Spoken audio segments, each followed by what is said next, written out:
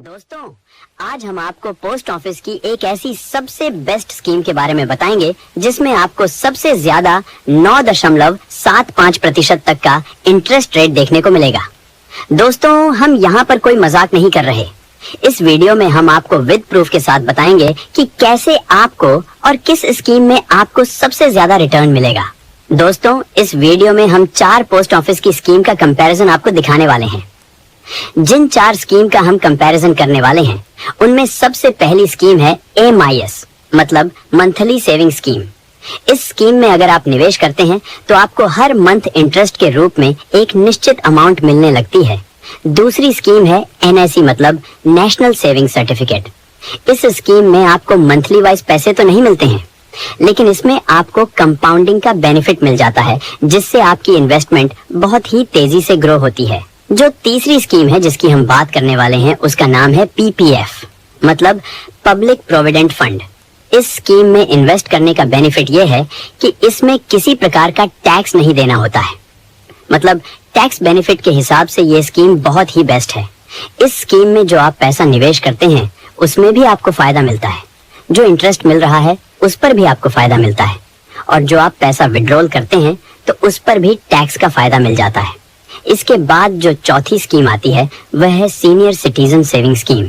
अगर आप senior citizen हैं तो इस स्कीम में सबसे ज्यादा इंटरेस्ट रेट आपको मिल जाता है और यह रिटायरमेंट के हिसाब से सबसे बेस्ट स्कीम है। तो ये 4 पोस्ट ऑफिस की स्कीम है जिसके बारे में हम आपको पूरी डिटेल्स से बताने वाले हैं, जिसमें हम बताएंगे कि कितना आपको इंटरेस्ट रेट मिलेगा, लॉक इन पीरियड क्या होगा, मतलब कितने समय के लिए आपको अपना पैसा जमा रखना पड़ेगा। इसके साथ साथ हम आपको बताएंगे कि इन स्कीम में कितना आप मिनिमम और मैक्सिमम इन्वेस्टमेंट कर सकते हैं। प्रीमेच्योर कंडीशन में आपको कितना इंटरेस्ट मिलेगा, मतलब तय समय से पहले अगर आप पैसों को निकालते हैं तो उसकी क्या क्या कंडीशन होगी। इसके साथ साथ एलिजिबिलिटी क्राइटेरिया क्या है, और साथ साथ हम जानेंगे कि इनमें से किस किस स्कीम में टैक्स का बेनिफिट मिलता है। और सबसे इम्पोर्टेंट, हम एग्जाम्पल के साथ समझेंगे कि इनमें से किस स्कीम में सबसे ज्यादा सरकार की तरफ से गारंटीड रिटर्न दिया जा रहा है और किस स्कीम में 9.75% का इंटरेस्ट आपको मिलेगा। तो दोस्तों, इस वीडियो को पूरा जरूर देखिएगा, तभी आपको यह वीडियो समझ में आएगी। अगर चैनल पर नए हैं तो हमारे चैनल को सब्सक्राइब करें और वीडियो को लाइक करें। तो चलिए वीडियो शुरू करते हैं। तो हमारी सबसे पहली स्कीम है मंथली सेविंग स्कीम, और जो हमारी दूसरी स्कीम है वह है नेशनल सेविंग सर्टिफिकेट स्कीम, और जो तीसरी स्कीम है वह है पब्लिक प्रोविडेंट फंड स्कीम, और जो चौथी स्कीम है वह है हमारी सीनियर सिटीजन सेविंग स्कीम, जो कि सिर्फ सीनियर सिटीजन मतलब बुजुर्ग लोगों के लिए है। तो चलिए अब हम इन चारों ही स्कीम को कंपेयर कर लेते हैं कि कौन सी स्कीम आपके लिए बेटर है। सबसे पहले हम देख लेते हैं कि किस स्कीम में आपको कितना इंटरेस्ट मिल रहा है। जो भी इंटरेस्ट आपको दिया जाएगा वह हम 1 जनवरी 2025 के इफेक्टिव रेट के हिसाब से बताएंगे। तो सबसे पहले बात कर लेते हैं मंथली इनकम स्कीम की, जिसमें आपको 7.4% पर एनम का इंटरेस्ट रेट दिया जा रहा है। आप पैसा जमा करते हैं, उसका जितना भी इंटरेस्ट 1 महीने का बनता है वह आपको आपके सेविंग अकाउंट में हर महीने आता रहेगा। मतलब आपको आपके खर्चों के लिए हर महीने पैसे मिलते रहेंगे। अगर हम नेशनल सेविंग सर्टिफिकेट स्कीम के इंटरेस्ट रेट की बात करें तो इसमें आपको 7.7% प्रतिवर्ष के हिसाब से इंटरेस्ट रेट मिलेगा, जो कि प्रतिवर्ष कंपाउंड होगा, लेकिन जो इंटरेस्ट प्लस मूलधन है वो आपको मैच्योरिटी पर दिया जाएगा। इसमें हर महीने, हर 3 महीने या हर साल इंटरेस्ट मिलने का कोई भी ऑप्शन नहीं है। आपको पूरा पैसा इंटरेस्ट के साथ मैच्योरिटी पर ही मिलेगा। अब बात करते हैं पब्लिक प्रोविडेंट फंड की। तो इसमें आपको 7.1% का एनुअल इंटरेस्ट रेट देखने को मिलता है, जो कि कंपाउंड ईयरली किया जाएगा, मतलब हर साल ब्याज पर ब्याज मिलता रहेगा। और अगर हम सीनियर सिटीजन सेविंग स्कीम के इंटरेस्ट रेट को देखें तो इसमें सबसे ज्यादा 8.2% ईयरली इंटरेस्ट रेट देखने को मिलता है, जो कि क्वार्टरली कंपाउंड किया जाता है। इन सभी स्कीम में सबसे ज्यादा इंटरेस्ट रेट यह स्कीम दे रही है। अब दोस्तों, आप यहाँ पर कहेंगे कि आपने तो बोला था 9.75% का इंटरेस्ट रेट, तो वह कहाँ है? तो दोस्तों, 9.75% का इंटरेस्ट रेट आपको कैसे मिलेगा उसके लिए एक हम आपको ट्रिक बताएंगे, जिससे आप अपने पैसे को पोस्ट ऑफिस की ही स्कीम में रीइन्वेस्ट करके 9.5% का इंटरेस्ट ले सकते हैं। चलिए वह ट्रिक क्या है? वह हम आगे इस वीडियो में समझेंगे। उससे पहले हम जान लेते हैं कि इन स्कीमों का लॉक इन पीरियड क्या है, मतलब कितने समय तक पैसों को जमा रखना होगा। मंथली इनकम स्कीम में लॉक इन पीरियड 5 साल का है। 5 साल से पहले आप पैसा नहीं निकाल सकते। अगर पहले पैसा निकालते हैं तो आपको कुछ पेनल्टी देनी पड़ेगी। वह पेनल्टी क्या होगी वह हम आपको आगे वीडियो में बताएंगे। नेशनल सेविंग सर्टिफिकेट स्कीम में भी लॉक इन पीरियड 5 साल का है। इसमें तो आप किसी भी हाल में पैसों को नहीं निकाल सकते। इसमें केवल 2 ही कंडीशन में पैसा निकलता है, या खाता धारक की मृत्यु हो जाए या कोर्ट का आदेश हो, तभी पैसा निकाला जा सकता है। अगर बात करें पब्लिक प्रोविडेंट फंड की तो इसका सबसे ज्यादा लॉक इन पीरियड है 15 साल का। 15 साल से पहले पैसा नहीं निकाल सकते, लेकिन हाँ 5 साल पूरे होने के बाद कुछ पैसे निकालने की अनुमति यह स्कीम देती है। अगर आप चाहते हैं कि 15 साल पूरे होने के बाद भी इस स्कीम में बने रहें, तो आप और अगले 5 साल के लिए स्कीम को एक्सटेंड करा सकते हैं। अगर हम बात करें सीनियर सिटीजन सेविंग स्कीम की, तो इसका जो लॉक इन पीरियड है वह भी 5 साल का है। आप इसमें 5 साल से पहले पैसे निकाल सकते हैं, लेकिन आपको कुछ पेनल्टी देनी होगी। इस स्कीम को भी आप अगले 3 साल के लिए एक्सटेंड करा सकते हैं। ये 3 साल का जो एक्सटेंशन होगा वह नंबर ऑफ टाइम कितने बार भी करा सकते हैं। तो दोस्तों, अगर आपको यह वीडियो पसंद आ रहा है तो इस पर एक लाइक तो बनता है। चलिए अब जानते हैं इन स्कीम में आप मिनिमम और मैक्सिमम कितना निवेश कर सकते हैं। अगर हम बात करें मंथली इनकम स्कीम की, तो इसमें आप मिनिमम 1000 रुपए से खाता खुलवा सकते हैं, और अगर आप सिंगल इन्वेस्टमेंट कर रहे हैं तो मैक्सिमम इन्वेस्टमेंट 9 लाख रुपए आप कर सकते हैं। अगर जॉइंट अकाउंट है और 2 लोगों ने मिलकर अकाउंट को खोला है तो दोनों लोग मिलकर 15 लाख रुपए तक ही इन्वेस्ट कर सकते हैं। यहाँ पर आप ध्यान दें, जॉइंट अकाउंट के केस में शर्त यह है कि सभी का इक्वल शेयर होना चाहिए। मतलब अगर आपने अपनी वाइफ के साथ मिलकर जॉइंट अकाउंट खुलवाया है तो केवल आप 7.5 लाख रुपए अपने नाम से डाल सकते हैं और 7.5 लाख रुपए अपनी वाइफ के नाम से डाल सकते हैं। अगर हम बात करें नेशनल सेविंग सर्टिफिकेट स्कीम की, तो इसमें आप मिनिमम इन्वेस्टमेंट 1000 रुपए कर सकते हैं, और अगर हम बात करें कि इसमें कितना पैसा आप जमा कर सकते हैं तो उसकी कोई भी लिमिट नहीं दी गई है। आप जितना भी चाहे 10 लाख रुपए, 50 लाख रुपए या 1 करोड़ रुपए, मतलब कितना भी निवेश कर सकते हैं। अगर बात करें पब्लिक प्रोविडेंट फंड की, तो इसमें आपको हर साल पैसा जमा करना होता है। इस स्कीम में लमसम का ऑप्शन नहीं है। मतलब अगर आप चाहते हैं कि इसमें आप लमसम 10 लाख या 15 लाख रुपए जमा कर दें, तो यह ऑप्शन इसमें नहीं है। आप इसमें मिनिमम 500 रुपए प्रतिवर्ष जमा कर सकते हैं और मैक्सिमम आप 1.5 लाख रुपए हर वर्ष जमा कर सकते हैं। 1.5 लाख रुपए की सीमा इसलिए रखी गई है क्योंकि सरकार ने धारा 80C के तहत 1.5 लाख तक टैक्स छूट की सीमा तय की है। अगर निवेश की सीमा ज्यादा रखते तो टैक्स बेनिफिट नहीं मिल पाता, जिससे आपको मिलने वाला रिटर्न कम हो जाता। चलिए अब बात करते हैं सीनियर सिटीजन सेविंग स्कीम की। तो इसमें आप मिनिमम इन्वेस्टमेंट 1000 रुपए कर सकते हैं, और अगर आप लमसम इन्वेस्टमेंट करना चाहते हैं तो मैक्सिमम 30 लाख रुपए निवेश कर सकते हैं। चलिए अब बात करते हैं एलिजिबिलिटी क्राइटेरिया की, मतलब कौन कौन लोग इसमें निवेश कर सकते हैं। तो सबसे पहले हम बता दें कि कोई भी विदेशी नागरिक, मतलब NRI, इन चारों ही स्कीम में निवेश नहीं कर सकता। मंथली इनकम स्कीम में कोई भी भारतीय नागरिक जिसकी उम्र 18 वर्ष से ऊपर है वह इस स्कीम में निवेश कर सकता है। अगर बच्चे की उम्र 10 साल से ऊपर है तो उसके पेरेंट्स या गार्जियन के बिहाफ पर अकाउंट खोला जा सकता है। नेशनल सेविंग सर्टिफिकेट स्कीम की बात करें तो इसमें भी 18 वर्ष से ऊपर के बच्चे के नाम पर अकाउंट खोला जा सकता है। अगर बच्चे की उम्र 10 साल से ऊपर है तो उसके पेरेंट्स या गार्जियन के बिहाफ पर अकाउंट खोला जा सकता है, और जब बच्चे की उम्र 18 वर्ष होगी तो ऑटोमेटिकली अकाउंट बच्चों के नाम पर ट्रांसफर हो जाएगा। अगर हम बात करें सीनियर सिटीजन सेविंग स्कीम की, तो इसमें कोई भी 60 साल से कम उम्र का व्यक्ति निवेश नहीं कर सकता, लेकिन हाँ कुछ कंडीशन है।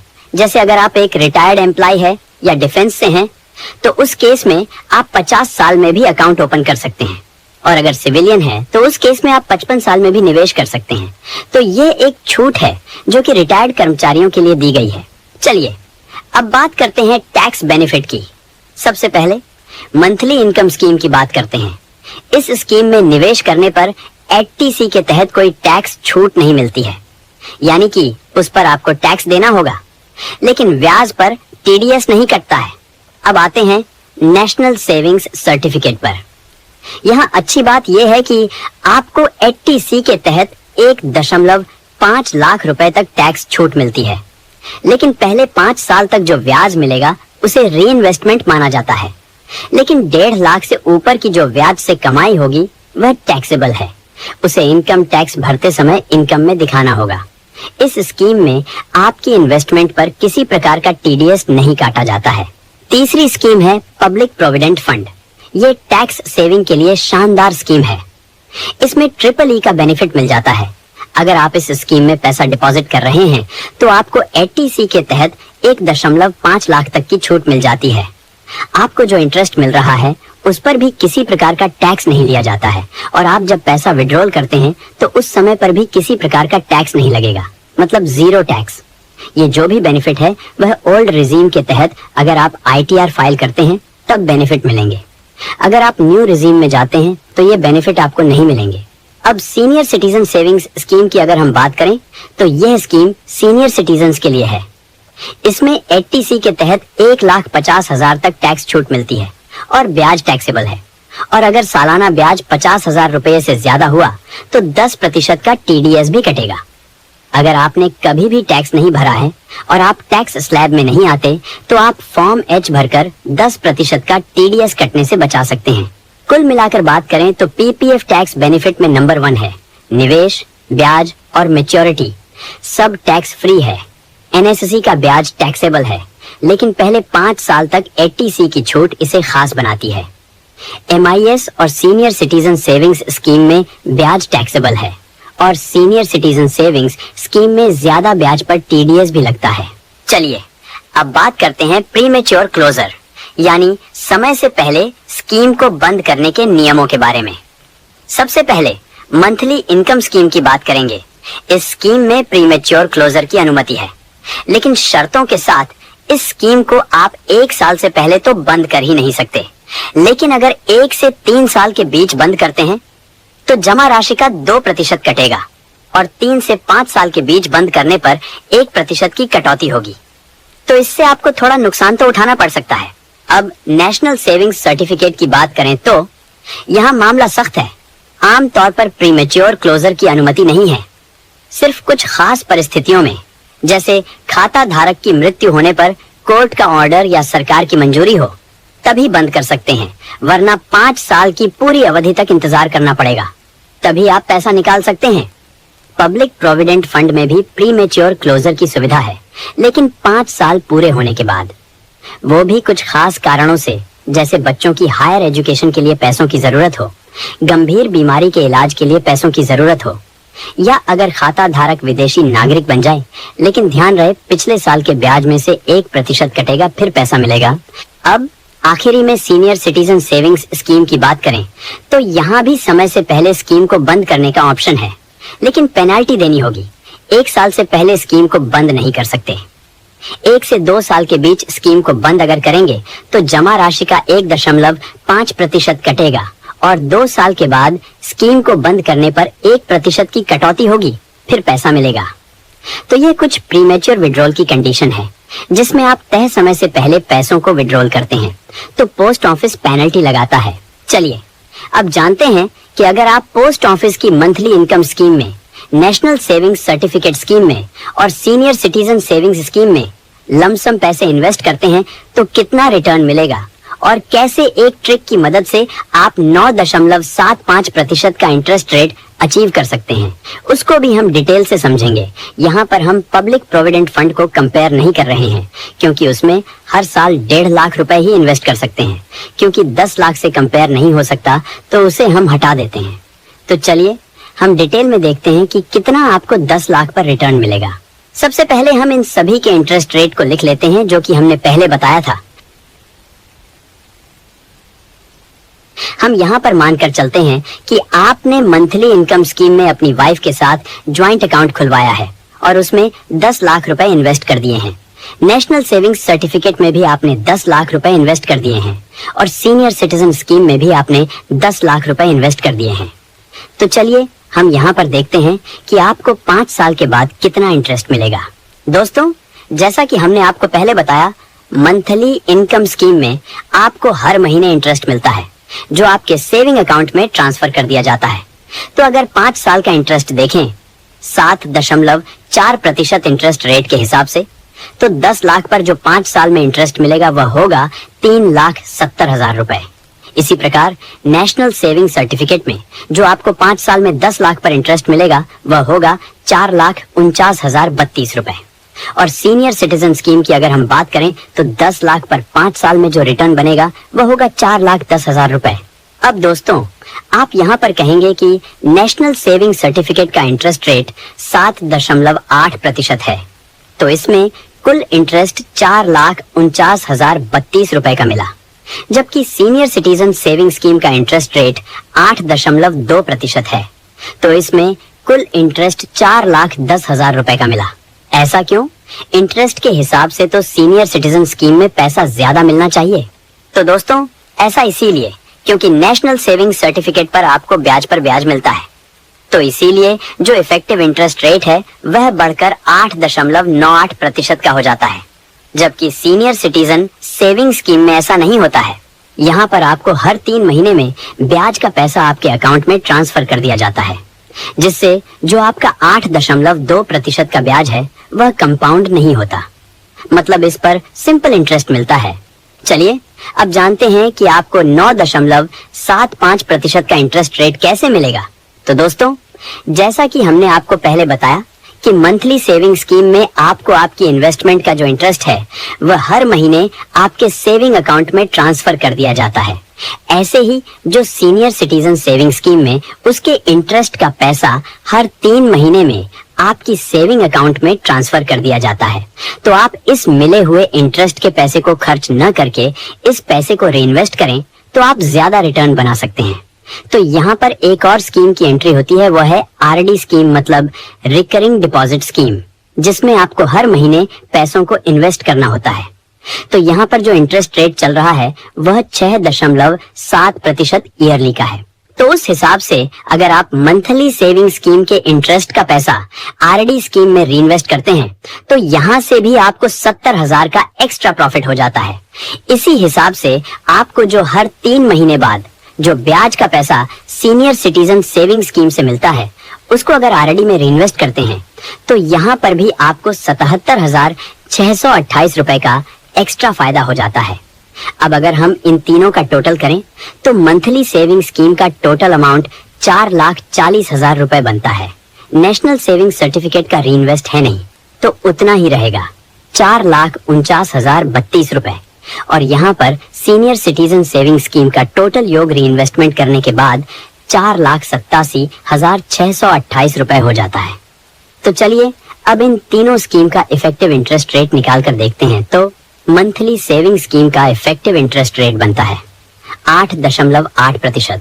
नेशनल सेविंग सर्टिफिकेट का इफेक्टिव इंटरेस्ट रेट बनता है 8.98%। और सीनियर सिटीजन सेविंग स्कीम का इफेक्टिव इंटरेस्ट रेट बनता है 9.75%। तो दोस्तों, इस ट्रिक से आप 9.75% का इंटरेस्ट रेट ले सकते हैं। दोस्तों, उम्मीद करता हूँ ये वीडियो आपको पसंद आया होगा। अगर वीडियो पसंद आए तो इस वीडियो को लाइक करें, हमारे चैनल को सब्सक्राइब करें। वीडियो देखने के लिए आपका बहुत बहुत धन्यवाद।